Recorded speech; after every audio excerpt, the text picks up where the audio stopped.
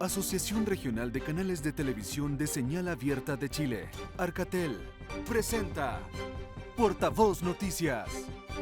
¿Cómo están amigos y amigas de Portavoz Noticias? Damos inicio a una nueva entrevista el día domingo aquí en nuestro noticiero. Las altas temperaturas se empiezan a sentir y definitivamente el cambio climático se transforma en uno de los temas de conversación importantes para abordar en la ciudadanía. Cómo ha afectado en nuestros ecosistemas, cómo ha afectado en nuestra forma de vivir y por sobre todas las cosas estamos aquí para conversar cómo el cambio climático nos está afectando a nivel de salud.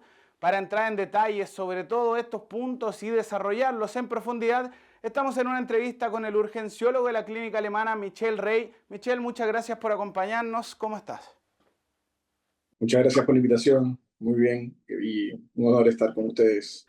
El honor es nuestro de tenerlo acá en esta entrevista y conversando algo que para algunos ya es algo con lo que estamos conviviendo, pero para otros es un tema que definitivamente hay que ponerle urgencia, hay que ponerle apuro porque está empezando a afectar. ¿Cómo es eso que el cambio climático ya está incurriendo en la salud de las personas y puntualmente en la salud de los chilenos, doctor? Sí, es bien interesante porque es algo que, bueno, que había muchas personas que están hablando de la importancia o del impacto que iba a tener el cambio climático, pero ya The Lancet trazó un estudio, publicó un estudio que se llama The Lancet Countdown, donde efectivamente, trabajando en el área de Latinoamérica y sobre todo en Chile con la Universidad Católica, habló acerca del incremento de la notificación de enfermedades relacionadas con el aumento de la temperatura y con el calor. Por lo tanto, ya es una realidad y ya es una realidad palpable en números y que uno puede demostrar. Y esto significa que ya nos alcanzó, ya no es una teoría, ya no es algo que vamos a hablar en el futuro, sino que es algo que ya está implementado y que ya llegó. Por lo tanto, lo que tenemos que en estos momentos es adaptarnos a esta nueva situación y entender que el cambio climático y el alza de temperaturas va a estar con nosotros por mucho tiempo.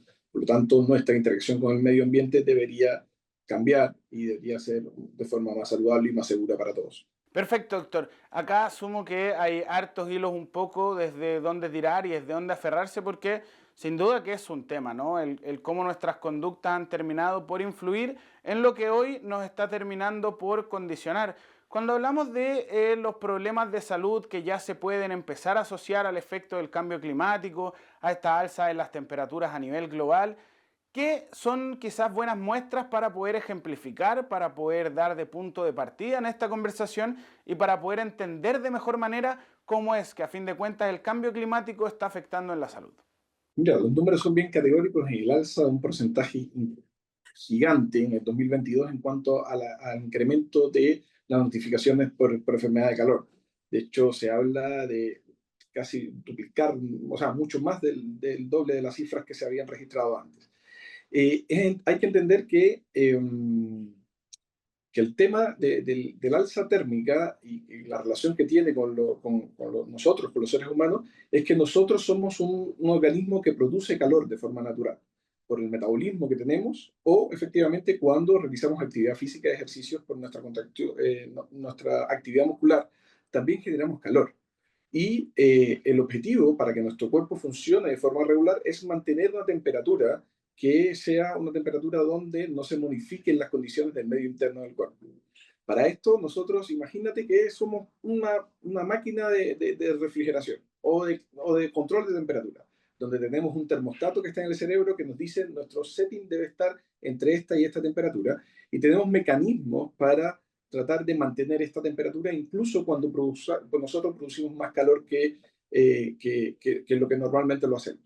Entonces, ¿qué hace el cuerpo? El cuerpo inmediatamente trata de irradiar, que es la primera forma de uno liberar la temperatura. Pero para eso necesitas que el ambiente que te rodee tenga una temperatura que sea inferior a tu. Porque si no, efectivamente, tú no puedes irradiar temperatura. Esto, cuando empieza a aumentar las temperaturas ambientales, lo que sucede es que este mecanismo se va perdiendo. Los otros mecanismos que tiene el cuerpo es a través de la respiración. Pues efectivamente el agua se evapora en la piel y este vapor absorbe temperatura y uno trata de disipar. El problema es que efectivamente este mecanismo también puede, si sigue aumentando las temperaturas, si efectivamente pueden verse agotados, puede verse que no sea suficiente para disipar calor. Y eso hace que nuestro exceso de calor no pueda irradiarse. Y a pesar de que nuestro termostato nos dice que debemos mantener la temperatura, el ambiente no nos deja que nuestros mecanismos naturales actúen para mantener esta temperatura. Y este incremento de la temperatura puede producir muchos problemas de la salud. De problemas simples, y los problemas simples pueden ser lesiones en la piel, como picazón, que son relacionados con el calor, hasta problemas más serios o más graves, como el llamado golpe de calor, que es un nombre bien dramático, pero efectivamente es una emergencia. Las personas se mueren de golpe de calor, porque es el estadio final de una enfermedad por calor donde hay un compromiso hemodinámico, hay un compromiso de conciencia, o sea, el paciente está a puertas de hacer un paro y puede perfectamente fallecer de esto. Doctor, de hecho, hace muy poco, muy poco, en una entrevista aquí en Portavoz Noticias, estuvimos hablando de el golpe de calor, estuvimos hablando de esta liberación de energía que va haciendo el cuerpo cuando se va acumulando todo este calor en el medio. Y definitivamente es bueno que llegue a los puntos, porque uno no es que quiera ser fatalista, pero efectivamente estos golpes de calor pueden terminar con resultados fatales.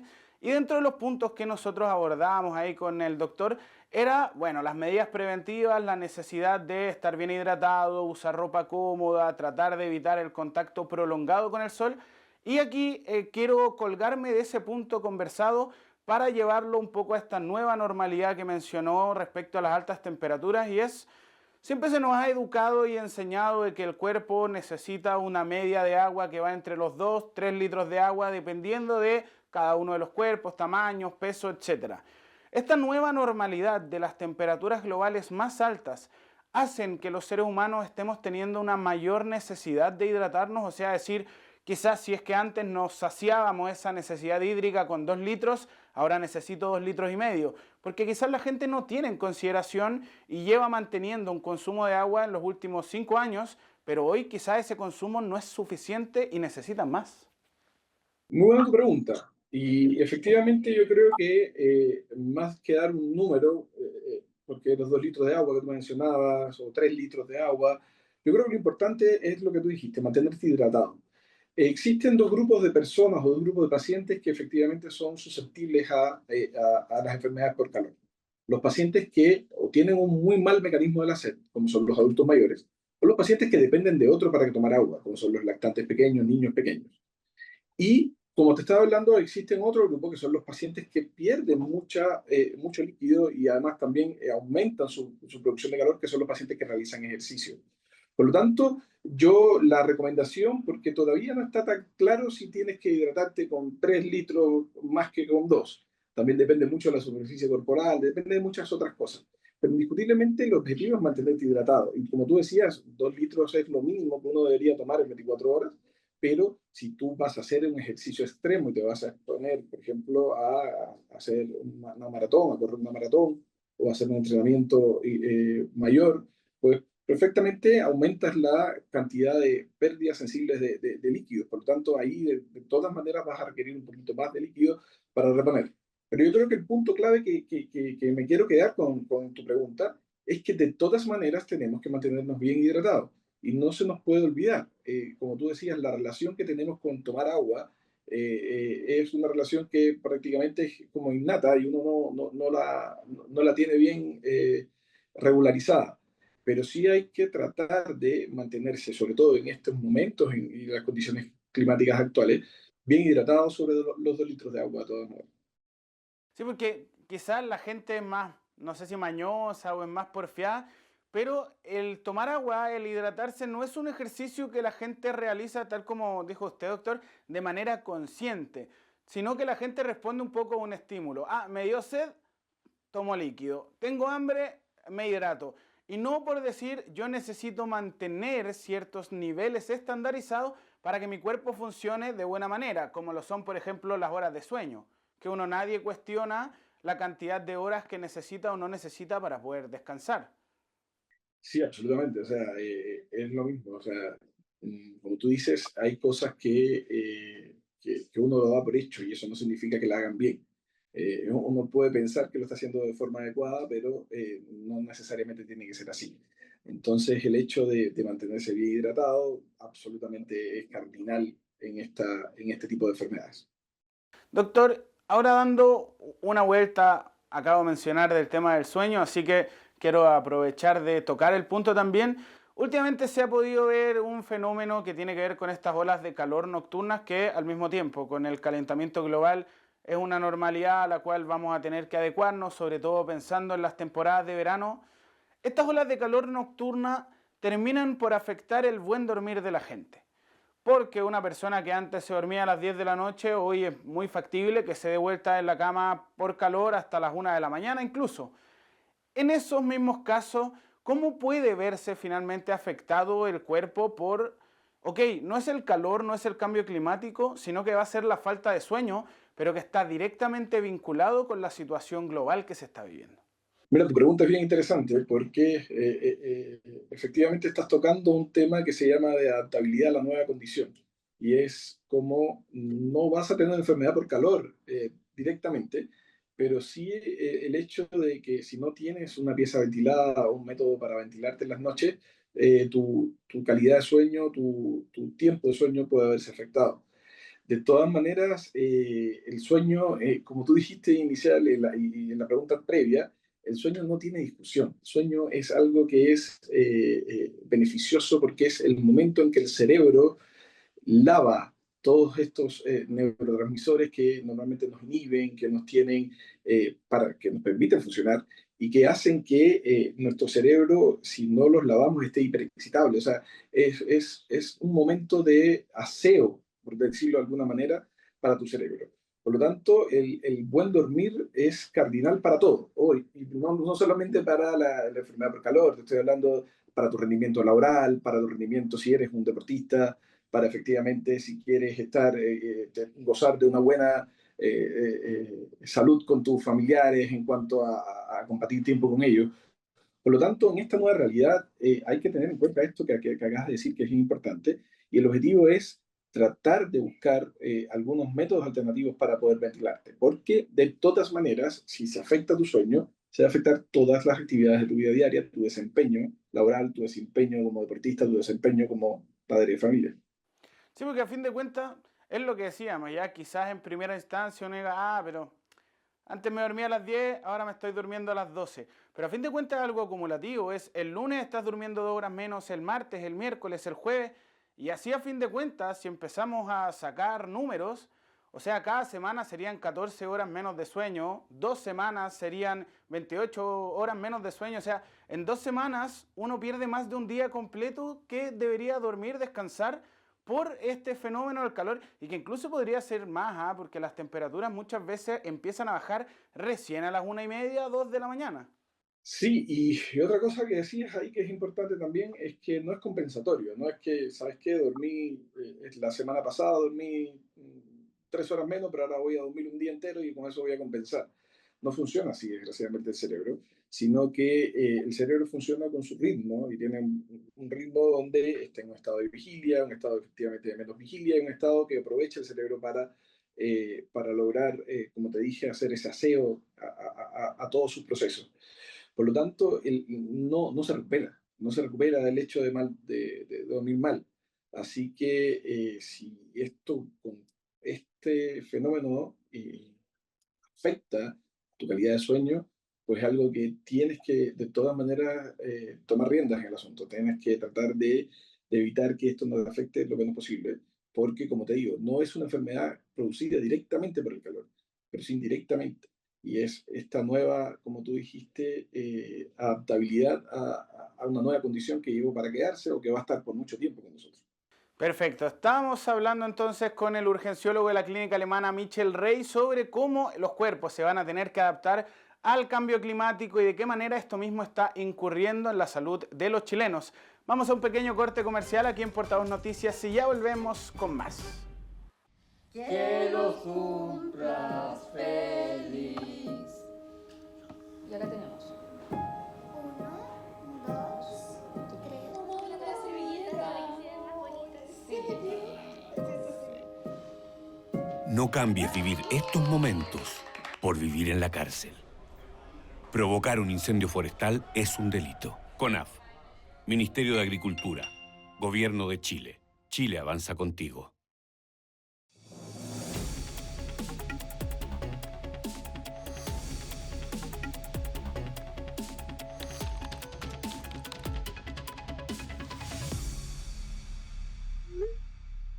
Prendes una herramienta y en una sola chispa puedes prender un incendio forestal.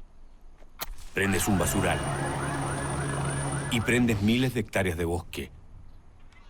Prende fuego y en un descuido prendes cientos de casas. Apaga antes que prenda. Provocar un incendio forestal es un delito. Por eso, no uses herramientas que generen chispas sin la debida prevención. No quemes basura. No hagas fuego al aire libre. Prepara tu casa y el entorno de esta. Y si ves un incendio, llama de inmediato a los siguientes números. Porque prevenir un incendio forestal es más fácil que combatirlo. CONAF, Ministerio de Agricultura, Gobierno de Chile. Chile avanza contigo.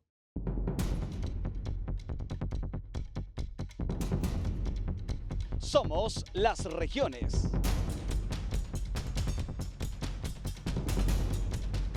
Somos las regiones. Somos las regiones.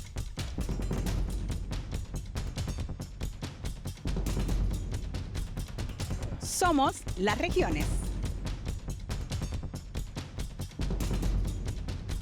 Somos las regiones.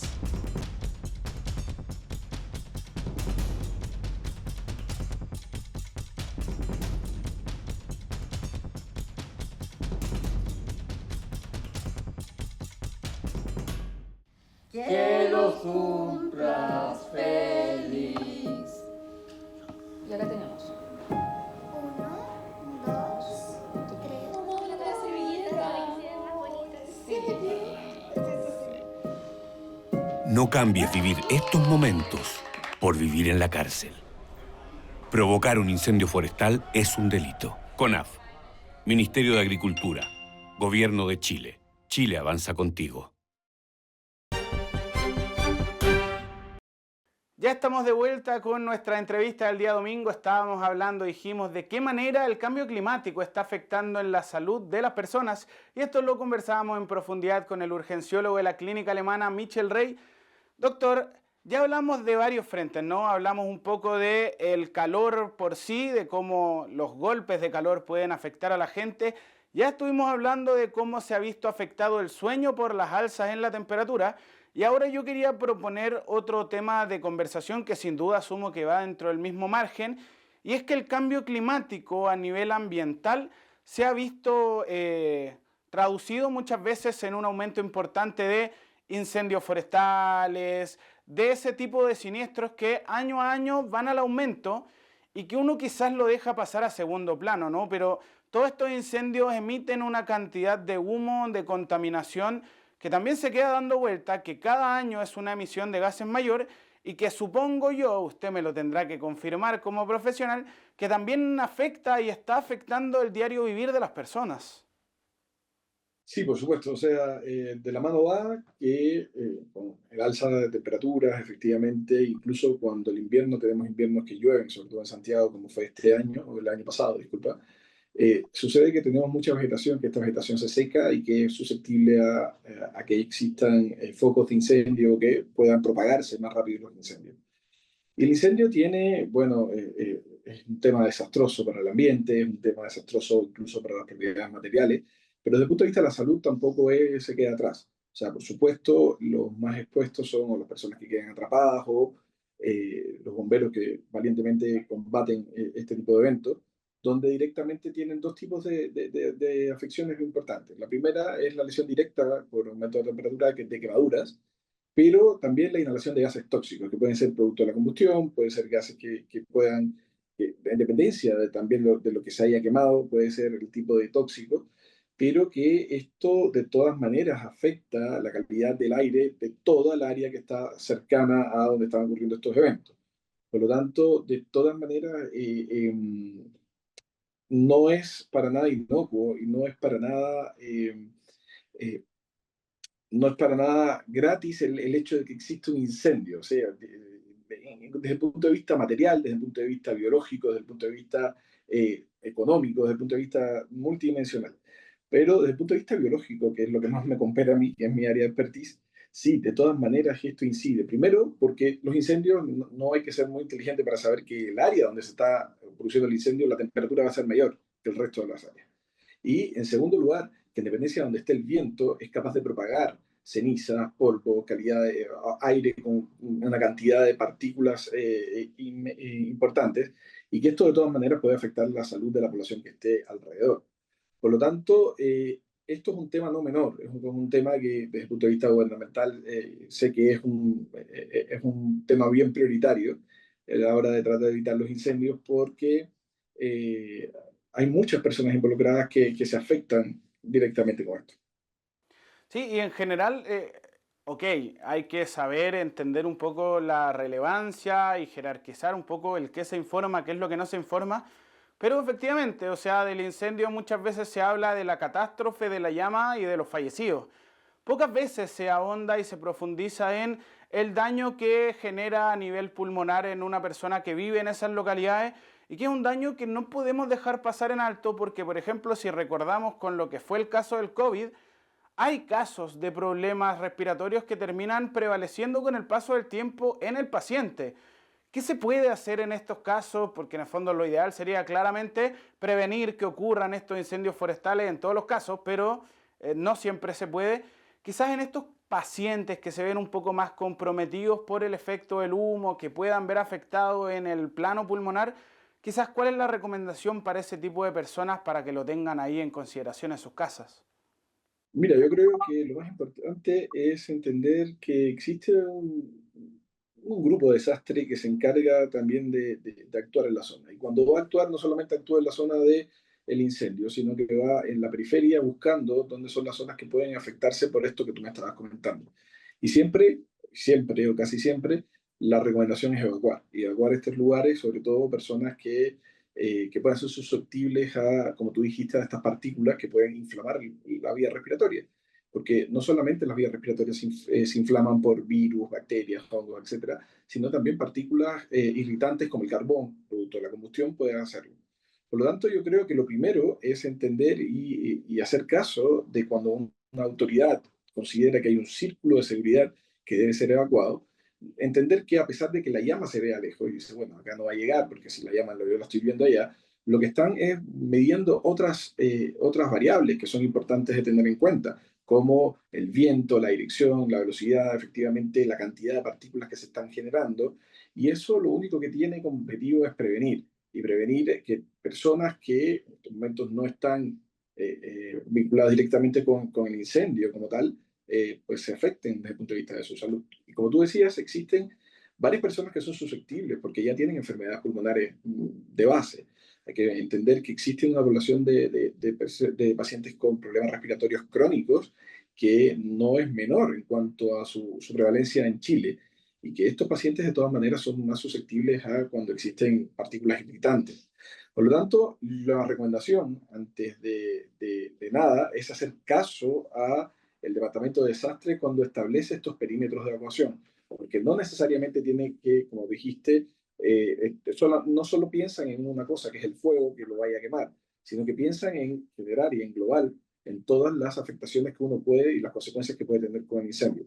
Por lo tanto, evacuar el área, tratar de efectivamente salir de la zona donde mayor concentración de humo existe, no quedarse porque uno tiene miedo de perder sus cosas materiales, pero no hay cosa más preciada que la vida y de todas maneras, y esto además en algunas personas puede dejar secuelas permanentes desde el punto de vista respiratorio. Por lo tanto, la recomendación es retirarse inmediatamente del área según la normativa del Departamento de Desastre, del Departamento de Evacuación o los mismos bomberos. Yo creo que acá un punto cardinal son las personas de CONAF y bomberos que son expertos en todas las designaciones de áreas en dependencia de cada uno de los riesgos involucrados. Yo creo que acá es cardinal hacer caso cuando se le solicita a alguien que abandone un área, a pesar de que uno no percibe el peligro porque no lo está viendo directamente.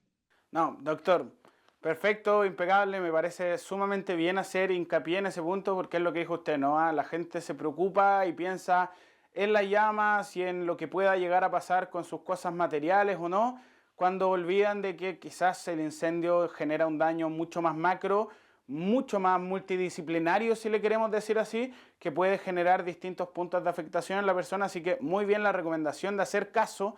Y ahí nuevamente ya hemos recorrido 2, 3 focos y quería quizás llegar al último foco, que asumo que también está condicionando el diario vivir de las personas y que se asocia al cambio climático.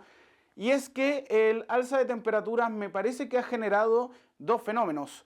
Uno es, por un lado, que haya ciertos alimentos de estación que no se estén dando en ciertas estaciones, por ende hay una menor cantidad de verduras o vegetales a nuestra disposición por estas altas temperaturas. Y por el otro lado, manteniéndonos en el mismo margen de los alimentos, es que las altas temperaturas hoy en día, como están mayores que antes, ahora sí que ponen en riesgo el tener una buena refrigeración de los alimentos, el conservar la cadena de frío, porque esas intoxicaciones la gente las pasa por alto, pero están en nuestras casas, están en nuestras cocinas, y a medida que las temperaturas suben, si es que no nos encargamos de controlar y de preservar bien nuestros alimentos, o sea, puede darnos una salmonela o un campylobacter, y eso también complicar las cosas, ¿no, doctor? Sí, absolutamente. Mira, lo que dices es totalmente cierto. No es casualidad que en meses de invierno desaparezca un poco o veamos menos enfermedades gastrointestinales asociadas a infecciones, y en meses de alta temperatura todo lo contrario, porque efectivamente son métodos propensos para que se pierda la cadena de frío, para que efectivamente proliferen algunos gérmenes que están vinculados con infección o intoxicación. Recordemos que parecen similares, pero son cosas distintas. De todas maneras, en estos meses hay que tener mucho más, ser mucho más estricto en cuanto al lavado de manos, de todas maneras, dónde vamos a ingerir alimentos, dónde vamos a comprarlos, si efectivamente vamos a la feria, que es excelente, lavar y hacer un aseo de todos estos productos que vamos a ingerir, tratar de, si vamos a comer algún alimento crudo, porque nos gusta, que es nuestra preferencia, entender o saber que donde se sirven estos alimentos tenga una autorización de la Seremía de Salud, lo cual significa que garantiza que existe una cadena de frío de seguridad que mantengan estos alimentos en un estado seguro para el consumo humano.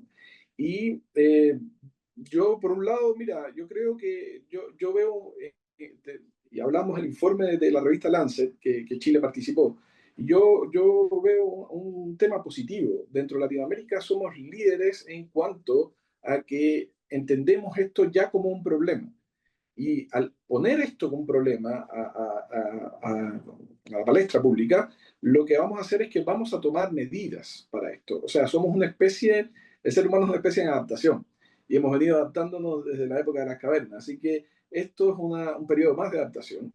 Y como tú dices, vamos a tener que adaptarnos en la forma como nos interactuamos con el medio, en la forma como consumimos alimentos, en la forma como nos hidratamos, en la forma en las cuales vamos a hacer ejercicio.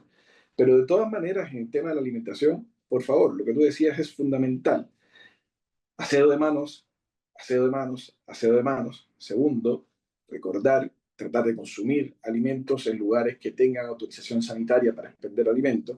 Y de todas maneras, si vamos porque nos gusta los alimentos más naturales o más frescos de la feria, recordar hacer un aseo, porque muchas veces estos vienen tan frescos que vienen del campo y no tienen un aseo industrial ni nada por el estilo. Por lo tanto, hacer un aseo correcto de los alimentos antes de consumirlos.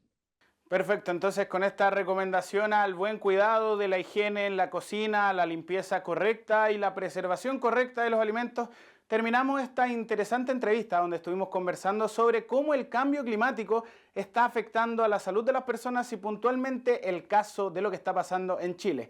Estuvimos hablando con el urgenciólogo de la clínica alemana, el doctor Michel Rey. Doctor, muchas gracias por acompañarnos.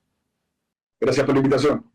Y con esto entonces damos por terminada una nueva entrevista el día domingo aquí en Portavoz Noticias. Recuerden que la información de las regiones la pueden encontrar a través de nuestra página web www.portavoznoticias.cl y que también nos pueden encontrar a través de las redes sociales.